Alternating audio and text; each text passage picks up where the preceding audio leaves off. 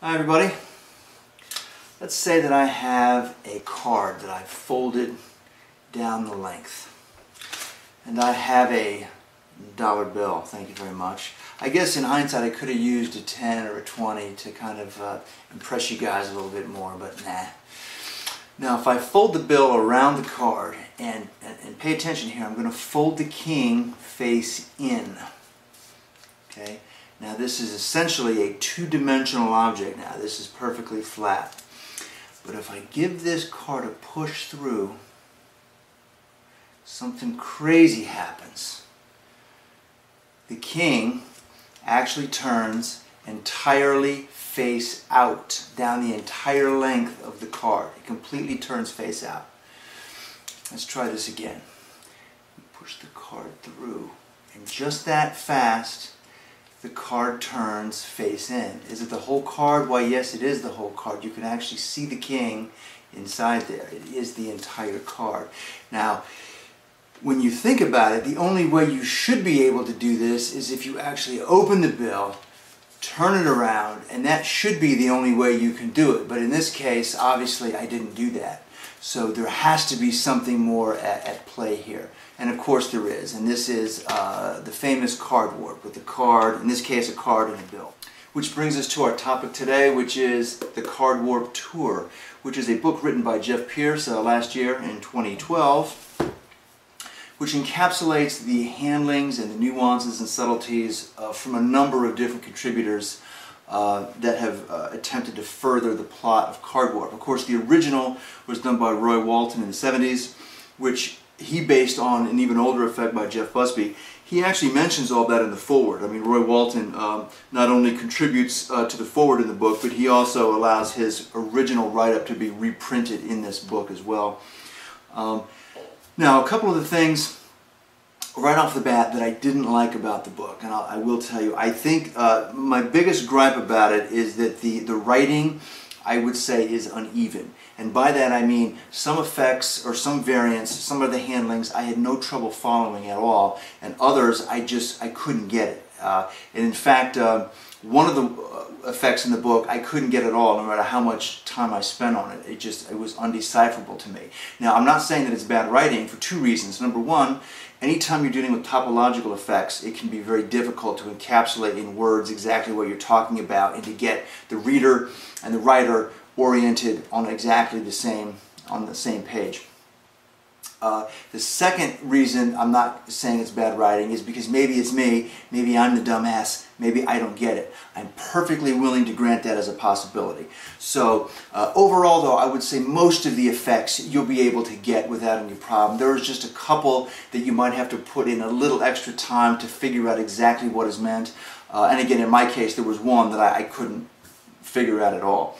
But in general, though, it's not a huge problem. Again, you will be able to figure this stuff out and move through the book without any problem. The second thing, of course, and this isn't the fault of Jeff, but not every handling was included in the book. First of all, you wouldn't want to include every handling because so many of them are just nuanced differences in handling, which if you perform it long enough, you'll find those for yourself. But the two big omissions, from my perspective, and again, I've been doing Cardwarp for a long time, was Eugene Burger's The Inquisition.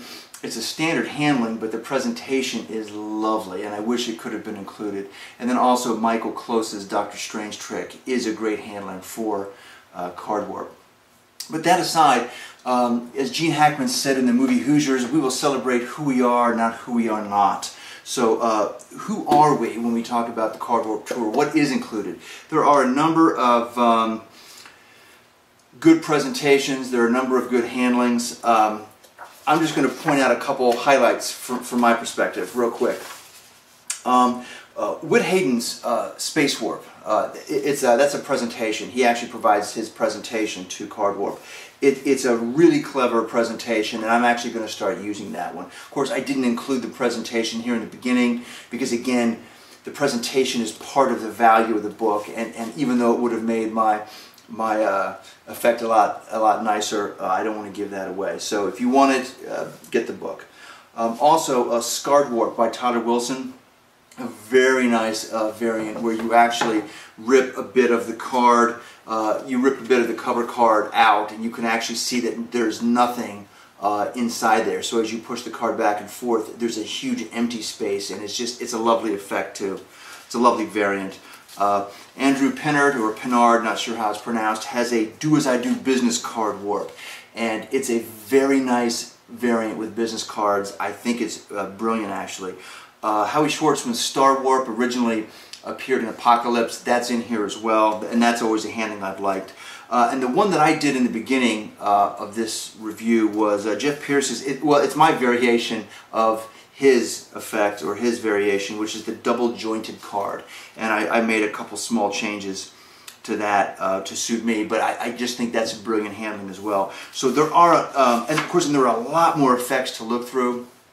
There's probably, just looking at the book here, about 20, 25 different versions. And one last tip, as a software engineer, I work with other software engineers and hardware engineers and people like that.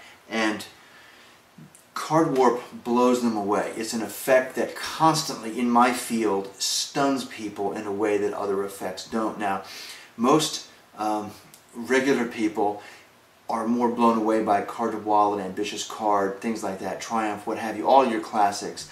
But engineer types, these analytical people, are blown away by Cardwarp. So the next time you are performing for an analytical or perhaps an overly analytical spectator, break out Cardwarp and see how well it plays. You might be surprised how well it does. Anyway, back to the book. For the final verdict, if you enjoy Cardwarp already, or if you're just coming into Cardwarp and just finding out about it, you're going to find a lot of presentational handlings. Well, let me break that up. You're going to find a lot of handlings and presentational ideas that you will end up using. And I've found several in here that I'm actually going to make use of, and I've been doing Cardwarp for a long time. If, however, you're one of those, and there are magicians out there that don't care for topological effects and they don't really care for Cardwarp, the book isn't going to change your mind. So if you know you don't like Cardwarp, you're not going to like the book either. But for most of us, you will find something of value. So go ahead and give the Cardwarp Tour a try again by Jeff Pierce. Find it in your local bookstore. Probably not, but you can get it online. Anyway, that's all for me. Take care.